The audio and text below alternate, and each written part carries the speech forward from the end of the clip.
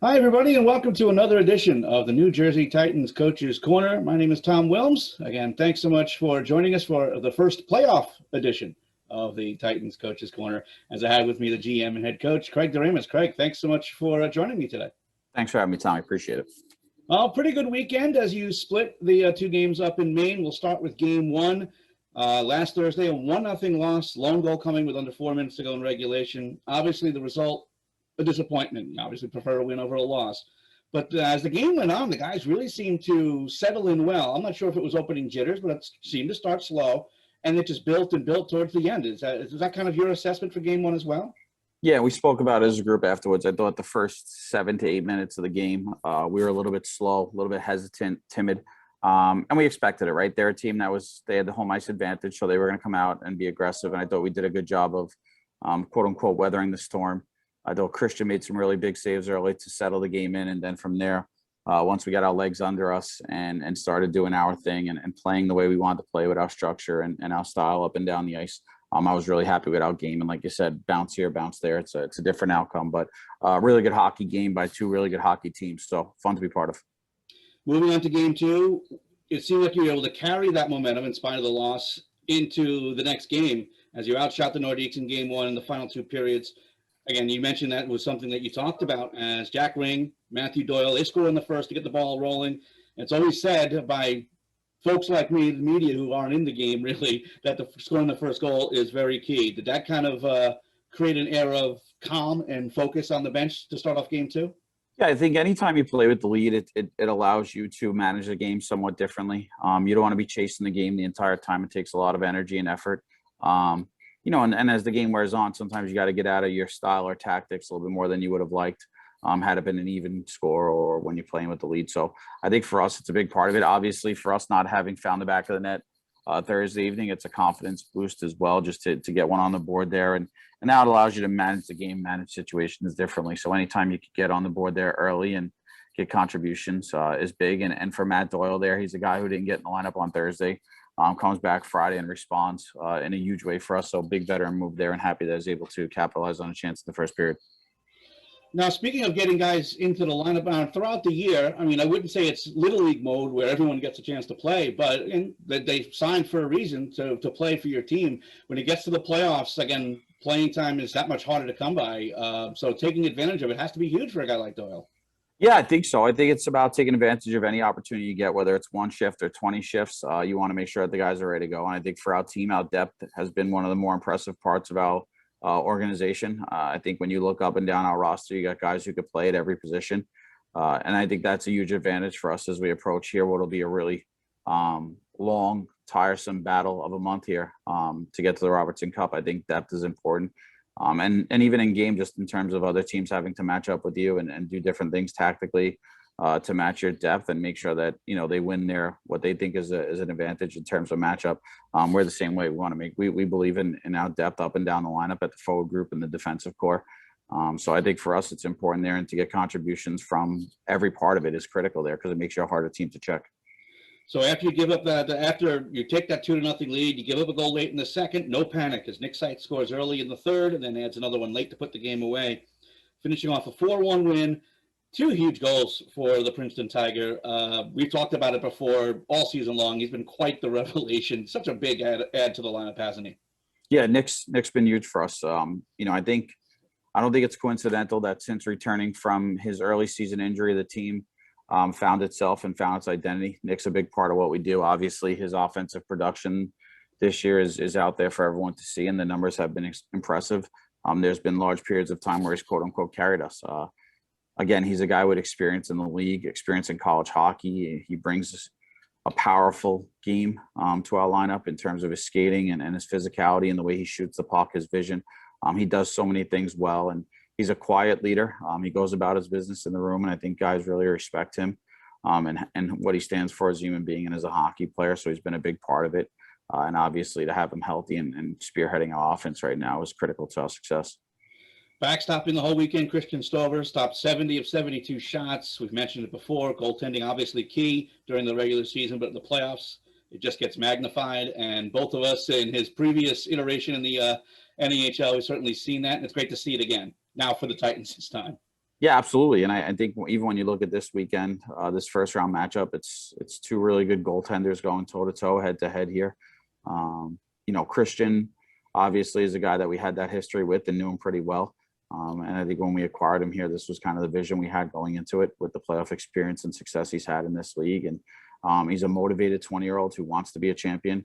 Obviously, this is his last step before going to Bowling Green next year. So he's highly motivated to go out the right way and as a winner, and he wants to add a championship trophy to his mantle. And I think for him, it's more of what we expect. He was extremely focused all weekend and sharp. I think if you ask Christian, he'd like to have that one back on Thursday night.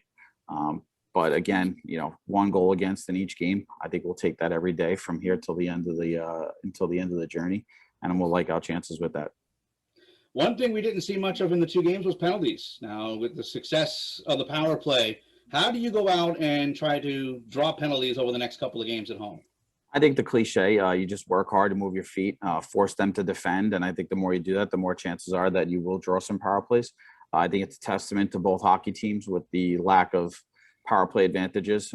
It seemed like at times, whatever calls were made were just evened up, good, hard physical play. I thought the officials did a good job in terms of management of the game regarding the calls. So I think for us, it's just go out there, work hard, try to put them on their heels and force them to defend. And hopefully they get penalties and take penalties against us. And for us, it's on the opposite. Defend with moving our feet, touching puck. Don't give the referees any opportunity to call something on us by being lazy and selfish. And I thought for the most part, our guys did a pretty good job there. Nearly flawless in both games from both teams, right? Like you mentioned, the lack of special team advantages at least. So I thought it was a good job and good job by the officials and the teams to play a good, honest playoff hockey games. Well, it certainly doesn't mean there wasn't any intensity. As you mentioned a couple of times, there were some coincidentals. Is that something you saw going from regular season into the playoffs? You kind of knew that was kind of going to come. I think anyone, and I think for our guys, what an opportunity to go through their playoff run as they all sit home every night and watch the NHL playoffs unfold. You see the physicality and the intensity that goes into it, and you know that it's going to be hard and honest and heavy. So I think for them, I don't want to say it's expected or encouraged, but anytime you're playing a common opponent this many times consecutively, the temperature is going to get there. It's going to go up. The nonsense during the game, the BS after the whistle, stuff like that. You want the guys to play hard and play intense and have an element of aggressiveness in there. So I think, it's somewhat expected as a coaching staff. I wouldn't say it's tolerated, but just want to make sure it's smart. Want to make sure nobody puts themselves above the team and does something selfish that's going to cost us a big time penalty kill or something like that. Because as the cliche goes, one goal matters. It could just be the end, what makes or breaks the game there and the straw that breaks the camel's back either way. So as long as you're doing with discipline and not being selfish, I think both teams are happy with the physical play and the intensity of the series. We've kept things pretty positive. Again, most things have been positive over the first two games of the playoffs. Now, what's something you definitely want to see improved in games 3 and 4? Like you said, I think when we do get power play opportunities, you want to be able to find the back of the net. I think that's important here. It changes the way teams defend against you, like you and I have spoke about. I think for us, we want to make sure that we're getting better and better on our forecheck, better and better in the neutral zone forecheck. I think the neutral zone is somewhat of an underappreciated zone in terms of the tide of the game. So I just want to make sure we're doing that, valuing pucks, good puck decisions. And I think making sure that we're consistently, disciplined with our shift length and our style of playing, our tactics and what we want to achieve in all situations and in all three zones. I think if we do that, we'll be happy rolling the dice and see what happens when the dust settles. Well, now that with that split, you've wrested home ice from the Nordiques. As outsiders, we always think, well, all you got to do is get the split on the road and then you sweep it home. Obviously not that easy. But as young men, I'm sure they're once in a while kind of thinking ahead to that. How do you kind of keep them grounded, focusing on not even just game 3, focusing on next shift? Just keep it nice and small. Yeah, I think as long as it's something you're talking about on a day-to-day basis, it comes somewhat naturally then, right? That's been our focus all year long is we're not going to look too far ahead. We're just going to worry about what's in front of our face and what we can control. And what we control is the next time we step on the ice as a team, as individuals, making sure that we're focused and we're ready to go on that. I think our guys have maintained that, throughout it. Obviously, we're excited to play at home. Our kids have enjoyed playing in Middletown all year. We've enjoyed it. I think our crowd has responded well as much as they could. And I think the boys are eager to play a playoff game, here in Middletown in front of their families and friends. And our loyal fans. So we're excited to go. I think it's a great opportunity, like you had mentioned. You don't want to put, too much in front of it in terms of looking ahead, but it is an opportunity here. If you take care of business at home ice, then you get to the next round, and that's what it's about right now. Just survive in advance. So we know we have that opportunity in front of us right now. And we have to make sure we're ready to take advantage of it.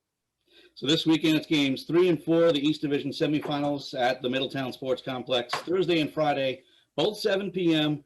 Fans, make sure you go to njtitansnahl.com for information. Tickets, I don't want anyone watching on Hockey TV. I want everyone in the building. But if you're out of town, again, I'll have you covered on, of course, Hockey TV. Craig, thanks so much for joining me, and best of luck this week. Yeah, thank you very much. I just want to add, I want to invite everybody to get out early. We're doing a little pregame party out for the fans and families who are in town. So come on by. We're opening up at 5 o'clock. There'll be food and beverage and live music for everyone here to get everyone pumped up for the game. So if you have a chance, get out there early, come support, and hopefully we'll have Middletown rocking. Again, thanks so much, Craig, and best of luck as we close our first edition of the playoff version of the Coach's Corner. I'm your host, Tom Willms, and we'll see you real soon. Thanks again, Tommy.